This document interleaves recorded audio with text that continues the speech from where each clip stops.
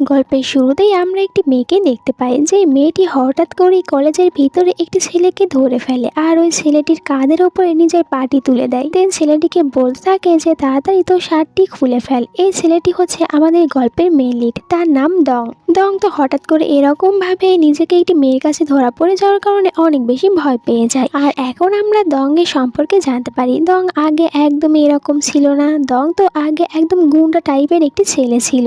ডং সবসময় অনেকটা বেশি মারামারি করতো আর তার নিজের একটি টিমও ছিল। ডং পড়াশোনা একদমই করতো না। এরপরে আমরা ডং এর বাবা আর আঙ্কেলকে দেখতে পাই, দুজনে এখানে কথা বলছিল যে আমাদের প্রতিপক্ষ কোম্পানিকে কেউ একজন জোর করে সাইন করিয়ে নিয়েছে। এই কারণে এখন ডং এর বাবা আর আঙ্কেল এদের দুজনকে কোনো কিছু করতেই হচ্ছে না। কিন্তু এরা তো জানতোই না যে ওই সব কিছু অন্য কেউ নয়, বরং ডং নিজেই করেছিল। ডং তার পুরো টিমকে নিয়ে গিয়ে ওইদেরকে অনেক বেশি মারধর করেছিল আর জোর করে তাদের থেকে সাইনও করে নিয়েছিল। কিন্তু এই সব কিছু ডং এর আঙ্কেল সে ঠিকই জানতে পেরেছিল। এই জন্য ডং এর বাবাকে বলতে থাকে যে ডং কখনোই এই কোম্পানির সিও হতে পারবে না, কারণ সে তো এখন পর্যন্ত ভালো মানুষই হতে পারেনি, সবসময় শুধু ফাইট করে বেড়ায়।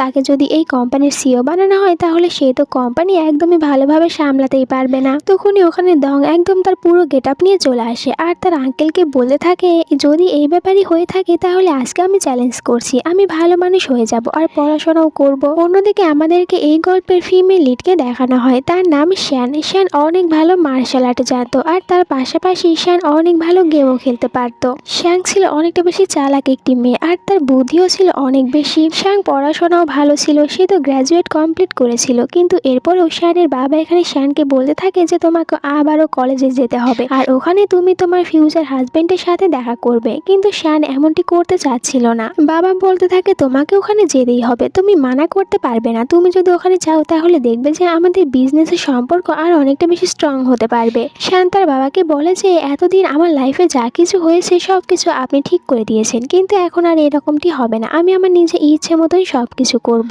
বাবা বলে ঠিক আছে, তুমি যদি আমাকে মার্শাল আর্টে হারিয়ে দিতে পারো তাহলে তোমার যা ইচ্ছা তুমি তা করতে পারো, আমি আর তোমাকে একদমই বাধা দেব না। আর শ্যানও এটা অ্যাকসেপ্ট করে নেয়। তখন শ্যান আর তার বাবার ভিতরে ফাইট শুরু হয়ে যায়, কিন্তু এখানে শ্যান তার বাবার কাছে হেরে যায়। এখন শর্ত অনুযায়ী শ্যানকে অবশ্যই ওই কলেজে পড়তে যেতে হবে আর তার ফিউচার হাজবেন্ডের সাথে দেখা করতে হবে। পরের সিনে আমাদেরকে কলেজের সিন দেখানো হয়, যেখানে আমরা ডংকে দেখতে পাই যে কিনা তার পুরো গেট আপ চেঞ্জ করে একদম কলেজে একটি ভালো ছেলে হয়ে প্রবেশ করেছে। বাট সে যখন কলেজের ভিতরে ঢুকতেই যাবে তখন একটি কারে সে তাকে অনেক জোরে ধাক্কা দেয়। বেচারার অবস্থা তো খারাপই হয়ে যাচ্ছিল, কিন্তু এইসব কিছু অন্য কেউ করেনি, বরং তারই দুজন পার্টনার করেছিল। এটা জানতে পেরে ডং অনেক রেগে যায় আর দুজনকে তখন একটি করে থাপ্পড় মেরে দেয়। হ্যালো বন্ধুরা, আজ ক্লিক করে রেজিস্ট্রেশন করুন। আর তার বাবা তো এখানে তার হাতে একটি হার্টবিট কানেক্ট করার একটি ঘড়িও পরিয়ে দিয়েছিল, যেটা দিয়ে সবসময় ডংয়ের হার্টবিটটি কানেক্ট করা হবে। আর এইসব কাজ অন্য কেউ করবে না, ডংয়ের সাথে তার যে দুই পার্টনার রয়েছে তারাই করবে। এরপরে ডং আবারও কলেজের ড্রেসটি পরে নেয় আর তার দুই পার্টনারের সাথে কলেজের ভিতরে চলে আসে। এখানে তার দুই পার্টনার তখন তাকে বলতে থাকে দেখো, কলেজের যে গুন্ডা টিম রয়েছে তুমি ওদের সাথে একদমই মেলামেশা করবে না, তোমাকে আজ থেকে এদের সাথে মেলামেশা করতে হবে যারা ছিল কিনা কলেজের টপার। তো এদেরকে দেখে ডং এখানে অনেক রেগে যায়। এরপরে আমরা কোম্পানিতে ডং এর আঙ্কেলের ছেলেকে দেখতে পাই, যার নাম ছিল জুন। এখানে তো জুন সবার কাছে এটাই প্রমাণ করছিল সে অনেকটা বেশি শিক্ষিত, তার অনেকগুলো ডিগ্রি রয়েছে, এমনকি সে তো এয়ারপোর্ট থেকে পড়াশোনা করে এখানে এসেছে। এই জন্য তারই শুধুমাত্র অধিকার রয়েছে কোম্পানিটি ভালোভাবে দেখাশোনা করার। এরপরে আবার শ্যানকে দেখানো হয়, শ্যানও তো কলেজে চলে এসেছিল আর সে এখানে আসার পরই খুঁজতে থাকে তার ফিউচার হাজবেন্ডকে। দাঁড়াও অন্য কিছু ভেবে নিও না, তাকে খুঁজছিল পিটুনি দেওয়ার জন্য। শ্যান তো কলেজে আসার পর একটি ছেলেকে দেখতে পায় আর ওই ছেলেটিকে অনেক বেশি মারধর করে আর এরপরে তাকে বলছিল তার শার্টটি খোলার জন্য। দেন যখন নিজেই শার্টটি খুলে দেয় তখন বুঝতে পারে সে তো ভুল ছেলেকে ধরে পিটুনি দিয়েছে, এটা তার ফিউচার হাজবেন্ডই না। এরপরে ডংকে ক্লাসে দেখানো হয়, এখানে যেই সব পড়াশোনাগুলো হচ্ছিল এইসব তো ডংয়ের মাথায় একদমই ঢুকছিল না, যা দেখে ডংয়ের পার্টনার তখন ডংকে তার ওই কথাগুলো মনে করিয়ে দেয়। ডং এতে রেগে তখন সোজা দাঁড়িয়ে পড়ে আর এইটা দেখার পর সাথে সাথে টিচার তার উপরে অনেক রেগে যায় আর তাকে বলতে থাকে যে তাড়াতাড়ি সে যেন কলেজ থেকে বের হয়ে যায়। ডং এর টিচারের উপরে অনেক রাগ উঠে যায়, সে তো টিচারের কলারটি ধরে নেয় আর টিচার তখন এখানে ডংকে অনেক বেশি রাগাচ্ছিল। ডংও রেগে যাওয়ার কারণে তার হার্টবিট অনেকটা বেশি বেড়ে যাচ্ছিল। এটা যখন তার পার্টনাররা দেখতে পায় তখন তো ডংকে অনেক বেশি কষ্ট করে শান্ত করায়। আর এদিকে আমরা টিচারের গলায় একটি দাগ দেখতে পাই। এখন এই দাগের পিছনে কি রয়েছে তা আমরা আরেকটু পরে জানতে পারবো।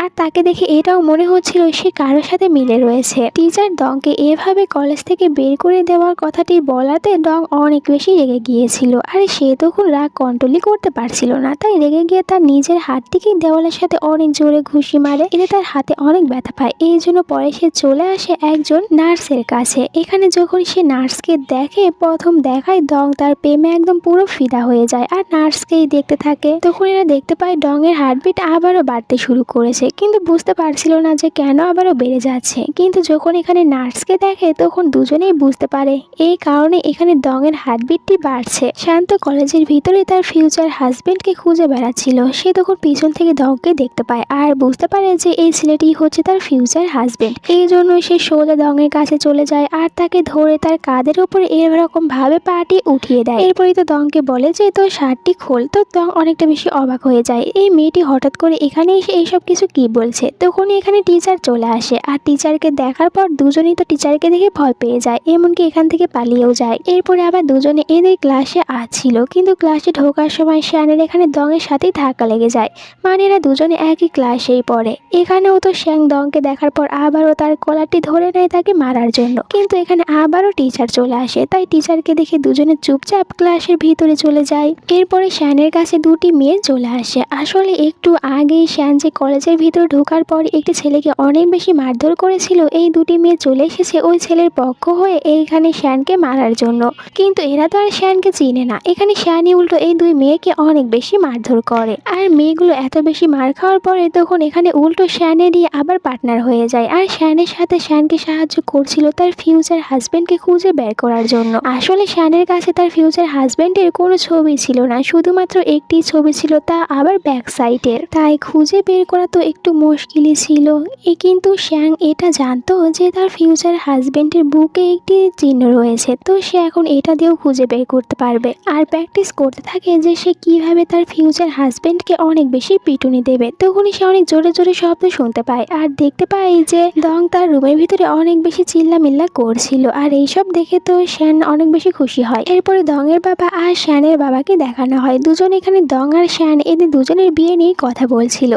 এইদিকে শ্যান আবারও ডং এর কাছে চলে আসে আর নিজেই তখন ডং এর শার্টটি খুলে ফেলে আর তার বুকে ওই দাগটি দেখে নেয়। বলে যে আমি জানি তুমি হচ্ছে আমার ফিউচার হাজবেন্ড। তো এখানে ডং বলে যে এরকম দাগ তো অনেকের বুকেই থাকতে পারে, তাহলে আমিই কেন। তখন এখানে ডং এর সাথে যে পার্টনারগুলো ছিল ওরাও নিজেদের বুকের ওই দাগটি দেখিয়ে দেয়। কিন্তু শ্যান তো ছিল অনেক চালাক, সে খুব সহজেই বুঝতে পারে যে এদের দুজনের কাছে যে দাগটি রয়েছে ওটা আসলে নকল। আর বুঝতে পারে যে ডংই হচ্ছে তার ফিউচার হাজবেন্ড। এই জন্য তখন ডং এর কাছে গিয়ে ডংকে বলতে থাকে যে এখন থেকে তুমি শুধুমাত্র আমার আর আমার কথা মতনই চলতে হবে। ডং তো এখানে এরকম একটি মেয়েকে দেখে অনেক বেশি ভয়ই পেয়ে যায় যে এটা মেয়ে না অন্য কিছু। এরপরে আমরা দেখতে পাই যে ডং এদের টিচারকে একটি গুন্ডা এসে মারছিল আর তার কাছ থেকে টাকা চাইছিল, যা ডং দেখতে পেরে তখন ওই গুন্ডাটিকে মেরে এখান থেকে তাড়িয়ে দেয়, টিচারকে বাঁচায়। কিন্তু শ্যান এসে মনে করে যে ডং এখানে টিচারকে মারছিল, তাই সে ডংকে একটি থাপ্পড় মেরে দেয়। কিন্তু একটু পরে সে বুঝতে পারে সে তো ভুল করে ফেলেছে, বরং ডং এখানে টিচারকে বাঁচিয়েছে। ডংও তখন এখান থেকে তার ক্লাসে চলে আসে। এরপরে শ্যানও তার ক্লাসে ছিল আর আমরা ডংকে দেখতে পাই তার গালে কিনা শ্যাংয়ের মারা থাপ্পড়ের অনেক বড় একটি দাগ পড়েছিল।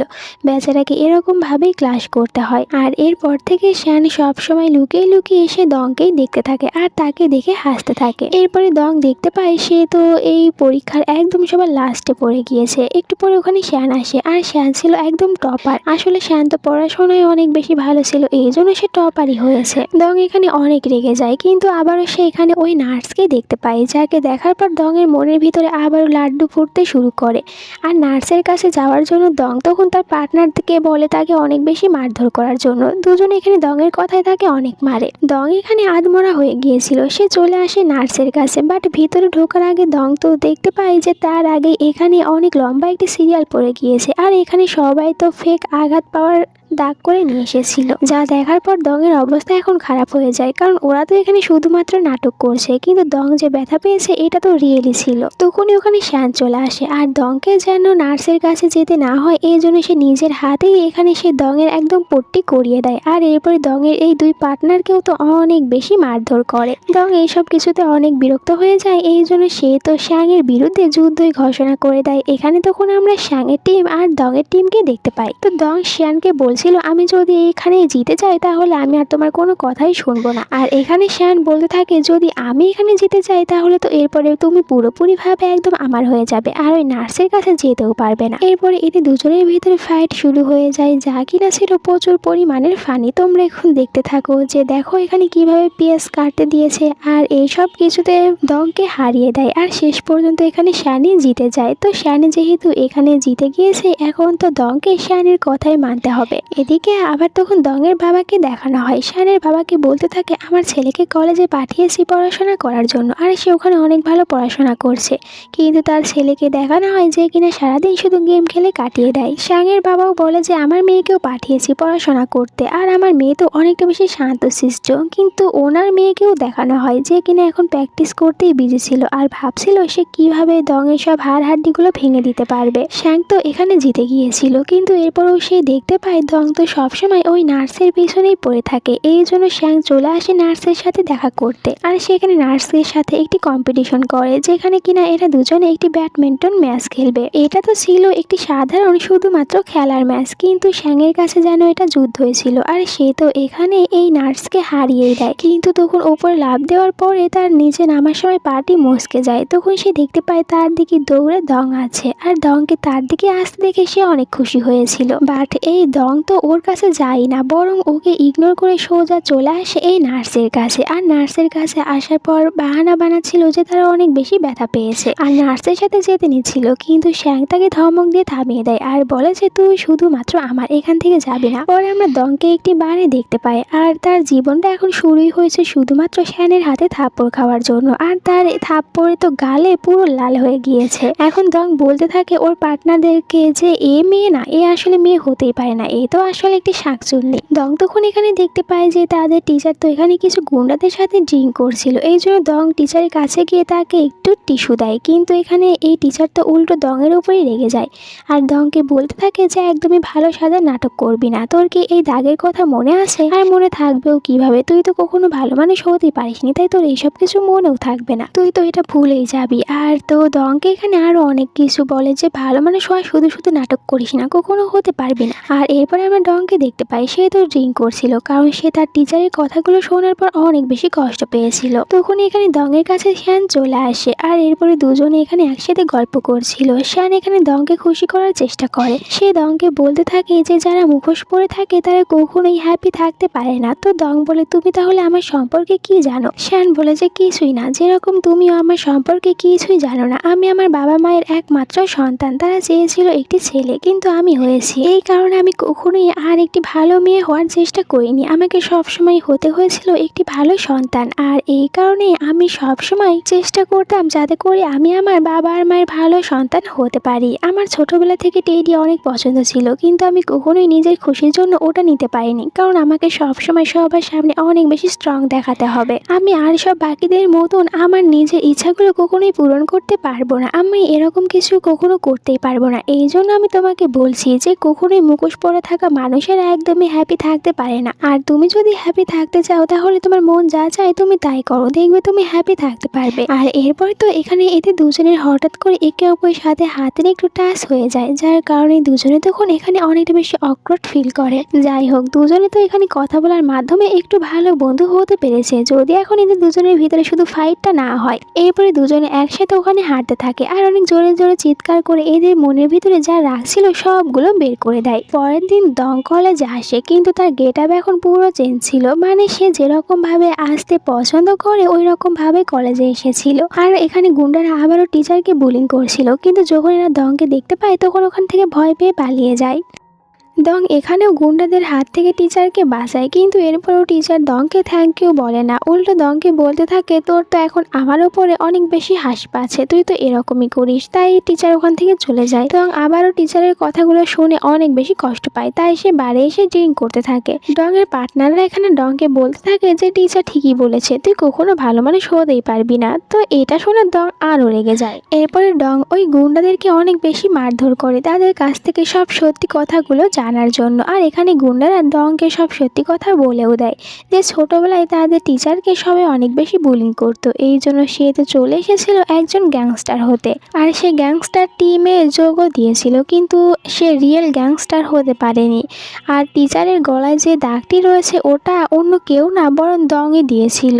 আর এই সব কথাগুলোই দংয়ের মনে ছিল না, এই জন্য টিচার দংকে বলেছিল যে তুই কখনো ভালোই হতে পারবি না। অন্যদিকে তখন আমরা জুনের বাবা আর জুনকে দেখতে পাই, দুজনে তো ভালোভাবে প্ল্যান বানাচ্ছিল যে তারা কিভাবে দংকে ওই কলেজ থেকে গ্রাজুয়েশন কমপ্লিট করতে দেবে না। এরপরে দং আবারও টিচারের সাথে দেখা করতে আসে। দং তো ওইসব গুন্ডাদেরকে অনেক বেশি মারধর করে সব কথাগুলো একদম জেনে নিয়েছিল, এই জন্য সে টিচারকে এসে সরি বলে আর বলতে থাকে যে আমি ওই আঘাতটি আপনাকে ইচ্ছা করে দেইনি। আসলে দংয়ের তখন কোনো সেন্সই ছিল না, আর সে এখানে টিচারকে অনেকবার সরি বলতে থাকে, কিন্তু টিচার এরপরও এখানে দংয়ের সরি অ্যাকসেপ্ট করে না আর বলে আমি তোর সরি অ্যাকসেপ্ট করব না। দংও তখন রেগে যায় আর বলে যে আমার কোনো প্রয়োজনও নেই যে আমার সরি আপনি অ্যাকসেপ্ট করুন, আমি এমনটি চাইও না। আর আপনাকে সবাই ছোটবেলা থেকে বুলিং এই জন্যই করতো কারণ আপনি প্রতিবাদ করতেই জানেন না, আপনি অনেকটা বেশি ভীতু। এইসব শুনে এখানে টিচার অনেক রেগে যায়। দং বলে যদি এতই রাগ উঠে থাকে তাহলে আমাকে এখানে মারুন। টিচার তাকে মারতে যায় কিন্তু আবার থেমে যায়, যা দেখে দং তখন নিজেই টিচারের সাথে অনেক বেশি ফাইট করতে থাকে। একটু পরে দুজনের ভিতরে এখানে প্রচুর পরিমাণের ফাইট হতে থাকে। আর এদিকে গংয়ের তো পার্টনাররা দেখতে পায় যে গংয়ের হার্টবিটটা আবারও বাড়তে চলেছে। এরা তো আর কিছু করতে পারছিল না, এই জন্য এখন প্রে করতে থাকে যাতে করে গংয়ের কোনো কিছু না হয়। দংয়ের সাথে ফাইট করতে করতে টিচারের তো দংয়ের ওপর থেকে সব রাগগুলো উঠে যায়, মানে তারা দুজনে এখন ভালো হয়ে গিয়েছে। টিচারও এখন আর দংয়ের ওপরে একদমই রেগে ছিল না, সে অনেকটা বেশি হ্যাপি ছিল। এই জন্যই জুনকে ফোন করে বলে দেয় সে আর জুনের সাথে কাজ করতে পারবে না, মানে টিচার এতদিন জুনের সাথেই কাজ করতো। এরপরে দং দেখতে পায় শ্যান একটি দোকানে এসে টেডি বিয়ার দেখছিল, কিন্তু শ্যান চলে যাওয়ার আগে ওটা নিজের সাথে নিয়ে যায় না, ওখানে রেখে চলে যায়। শ্যান চলে যাওয়ার পর দং তখন ওখানে আসে আর ওই টেডি বিয়ারটি সে নিজেই কিনে নেয় শ্যানের জন্য। অন্যদিকে জুনের বাবা আর জুন দুজনের প্ল্যানটা এখন নষ্ট হয়ে যেতে বসেছিল। আর একবার যদি দং কলেজ থেকে গ্র্যাজুয়েশন কমপ্লিট করে আসে তাহলে এই কোম্পানি তাদের দুজনের হাত থেকে বেরিয়ে যাবে। জুনের বাবা দংয়ের বাবাকে আবারও বলতে থাকে যে তোর ছেলে এখনো মানুষই হতে পারেনি, সে তো কলেজে গিয়ে আবারও মারামারি করেছে, এমনকি টিচারকে ধরে মেরেছে। এরপরে আমরা দংয়ের বাবাকে দেখতে পাই যিনি তো অনেকটা বেশি অসুস্থ ছিল। দং এটা জানতে পারে তাড়াতাড়ি করে তার বাবার সাথে দেখা করতে আসে। দংয়ের বাবা দংকে দেখার পর বলতে থাকে আমি চাই তুই কলেজ থেকে গ্র্যাজুয়েশন কমপ্লিট কর আর এরপরে এই কোম্পানিটিকে দেখাশোনা করবি। এটা বলে গংয়ের বাবা তখন চোখ দুটো বন্ধ করে নেয়, যা দেখে গং অনেক বেশি ভয় পেয়ে যায় আর জোরে জোরে চিৎকার করতে থাকে যে বাবা তোমার কিচ্ছু হতে পারে না, তুমি এত তাড়াতাড়ি কেন মারা যাচ্ছ।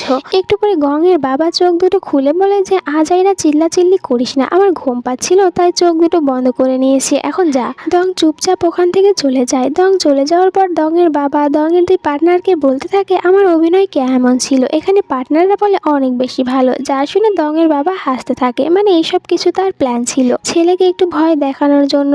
এরপরে দংকে দেখতে পায় সে তো তার কপালে একদম পটি বেঁধে বসে পড়েছে পড়াশোনা করতে, আর এখন থেকে দং নার্সের সাথেও দেখা করতে যায় না। শ্যান যখন দেখতে পায় দং এখন আর নার্সের সাথে দেখা করে না তখন শ্যাং অনেক বেশি খুশি হয়েছিল। আর এরপরে ক্লাসে যখন পড়াশোনা হতো তখন এইসব কিছু তো দংয়ের মাথায় ঢুকতো না, কিন্তু আমরা শ্যাংকে দেখতে পাই যে কিনা টিচারের সবগুলো প্রশ্নের উত্তর একদম কারেক্ট দিতে পারতো। এইসব দেখার পর দং ভাবে আমার এরই সাহায্যের প্রয়োজন রয়েছে, এই জন্য দং তখন সোজা শ্যানের কাছে চলে আসে আর বলে তুমি আমাকে পড়াশোনায় সাহায্য করবে। শ্যান বলে সাহায্য করতে রাজি আছে, কিন্তু এর বদলে তুমি আর কখনোই নার্সের সাথে দেখা করতে পারবে না, এমনকি আমার সবগুলো কথা শুনে থাকতে হবে, আমার কথা মতন চলতে হবে। এরপর থেকে শ্যাং দংকে পড়াশোনায় সাহায্য করতো। দং যখন পড়ার ফাঁকে হঠাৎ করে কমিক্স দেখার জন্য বের করতে নিত তখনই তো শ্যান তাকে পেছন থেকে মেরে দিত, আর এই কারণে দং কিছু করতেও পারতো না। এমনকি দুজনে তো মাঝে মধ্যে একসাথে অনেকটা বেশি ঘোরাফেরা করতো আর অনেক বেশি হ্যাপি ছিল। শ্যান দংকে সব পড়াশোনাগুলো অনেক ভালোভাবে বুঝিয়ে দিত, আর আস্তে আস্তে দংকক তো পড়াশোনায় ভালো হচ্ছিল, তাই সে খুশি হয়ে তখন সোজা শ্যানকে একটি কিসই করে দেয়। এতে শ্যান তখন দংকে দূরে ধাক্কা দেয়, যার কারণে দংয়ের পাশার ভিতরে এরা ঢুকে যায়, যা দেখে এরা দুজনেই প্রচুর পরিমাণের হাসতে থাকে। আর তখন নার্স দূর থেকে এদের দুজনকে দেখতে পায়। নার্স বুঝতে পারে যে এরা দুজনে আস্তে আস্তে অনেক বেশি ক্লোজ হচ্ছে। নার্স তখন মেসেজ করে কাউকে কিছু একটা বলে দেয়। এরপরে যখন দং আবারও পড়াশোনা করতো আর সে যখন একটু ফোনটা টিপতে নিচ্ছিল তখন শ্যান আবারও তাকে পেছন থেকে মেরে বসে আর তার কাছ থেকে ফোনটি কেড়ে নেয়। এদিকে জুন আর জুনের বাবার তো প্রথম প্ল্যানটি নষ্ট হয়ে গিয়েছিল। এখন তাদের কাছে দ্বিতীয় আরেকটি প্ল্যান রয়েছে দংয়ের গ্র্যাজুয়েশনটি আটকানোর জন্য। তারা এখন তাদের দ্বিতীয় প্ল্যান অনুযায়ী কাজ করতে থাকে। রাতে যখন গং যাচ্ছিল তখন তার মনে হয় কেউ একজন তাকে ফলো করছে, কিন্তু ওখানে আমরা তখন নার্সকে দেখতে পাই। দং তো এখানে নার্সকে দেখে খুশি হয়ে গিয়েছিল। দংয়ের কিন্তু কালকেই ফাইনাল পরীক্ষা ছিল, এই জন্য নার্স এখানে দংকে তখন কিছু এনার্জি ডোজ দেয় আর দং খুশি হয়ে এগুলো খেয়ে নেয়।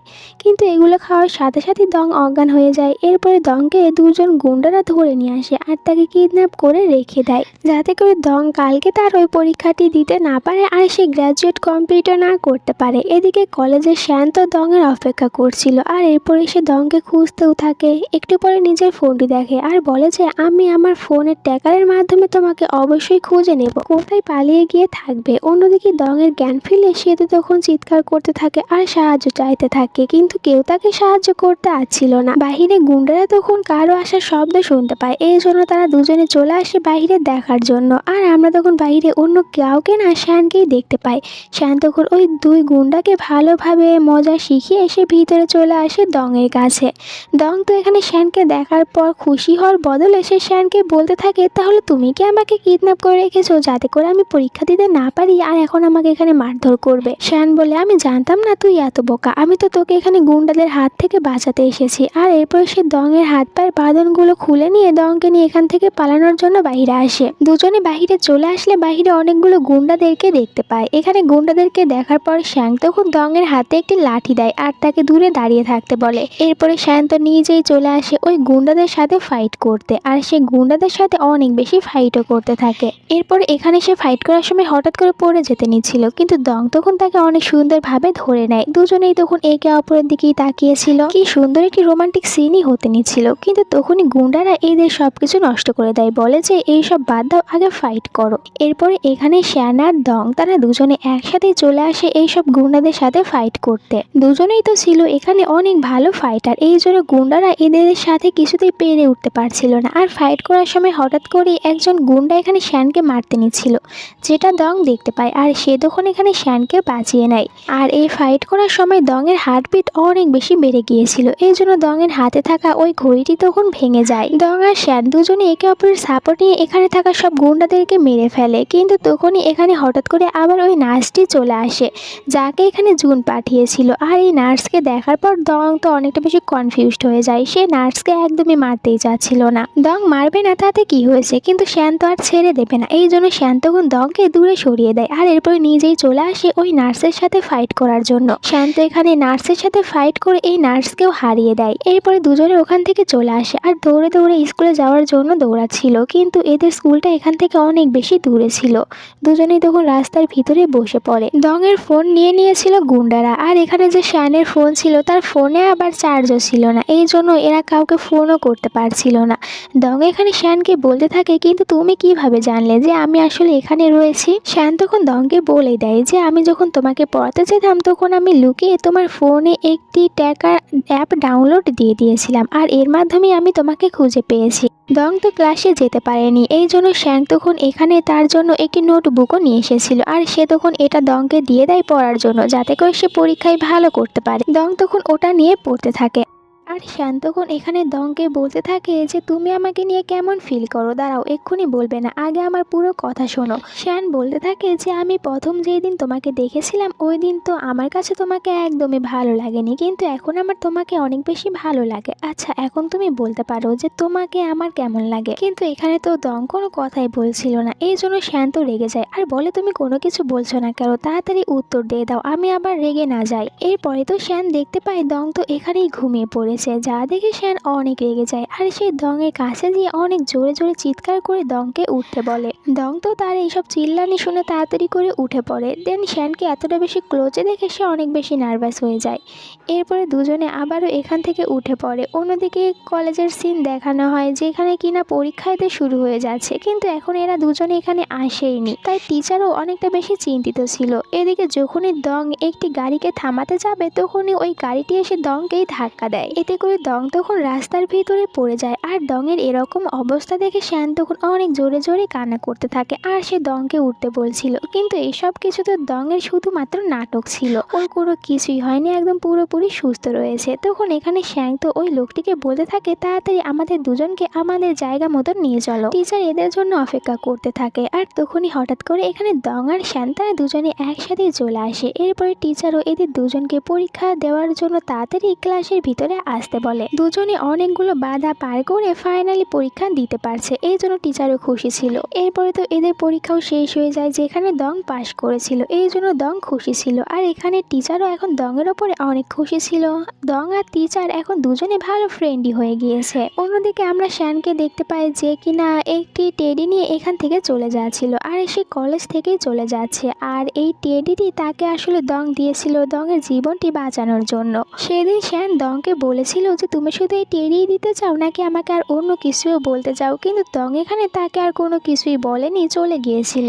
এই কারণে শ্যাং এখন দংকে কোনো কিছু বলেনি, এমনকি দংয়ের সাথে দেখাও করেনি, সে তো কলেজ থেকেই চলে যাচ্ছে। শ্যান দংকে লাইক করতো কিন্তু দং তাকে কোনো কিছু বলেনি, তাই সে আপসেট হয়ে চলে গিয়েছে। অন্যদিকে দং এত ভালোভাবে গ্র্যাজুয়েশন কমপ্লিট করে আসার জন্য তার বাবা তাকে কোম্পানির সিও বানিয়ে দেয়। আর সিও হওয়ার পরই দং তো এখানে জুনের সত্যিটা সবার সামনে নিয়ে আসে আর সে এটাও প্রমাণ করে দেয় যে জুন আসলে অ্যাডবোর্ডে গিয়ে কোনো পড়াশোনাই করেনি, তার কোনো ডিগ্রি নেই।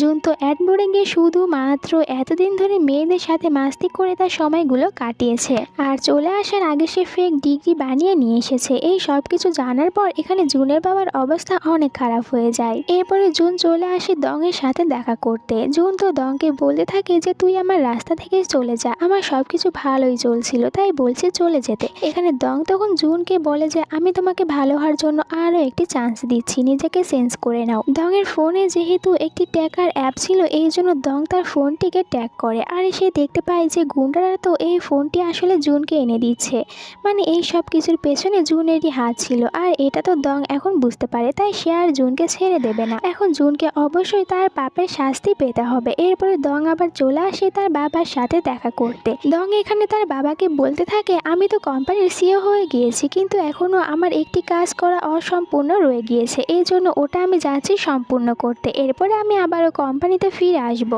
দংয়ের বাবা বলে ঠিক আছে তুমি যেতে পারো। অন্যদিকে আমরা তখন শ্যানকে দেখতে পাই। শ্যান এখানে কারোর সাথে ফাইট করছিল, যে শ্যান কিনা কারো কাছে হেরে যায় না সে তো এখানে এই অচেনা ছেলেটির কাছে হেরে যায়। আর ছেলেটি যখন এখানে তার মুখের উপর থেকে মাস্কটি খুলে ফেলে তখন আমরা দেখতে পাই এই ছেলেটি অন্য কেউ না দং, মানে দংয়ের এই কাজটি ছিল অসম্পূর্ণ। সে আবারও শ্যানের কাছে ফিরে এসেছে। দুজনেই তখন একে অপরের দিকে তাকিয়ে স্মাইল করে আর দুজনকেই দেখে বোঝা যাচ্ছে এরা দুজনই একে অপরকে লাইক করে। আর এখানেই আজকের এই গল্পটি শেষ হয়ে যায়। তোমাদের কাছে কেমন লেগেছে তা কমেন্ট করে জানিয়ে দিতে ভুলো না। আর আজকের এই গল্প কিন্তু প্রচুর পরিমাণের ফানি ছিল, তো তোমরা কতটা বেশি এনজয় করেছো ওটাও কমেন্ট করে জানিয়ে দিও। চ্যানেলে নতুন হয়ে থাকলে সাবস্ক্রাইব করে নাও আর ভিডিওতে একটি লাইক দিয়ে দাও। দেখা হচ্ছে নেক্সট ভিডিওতে। আল্লাহ হাফেজ।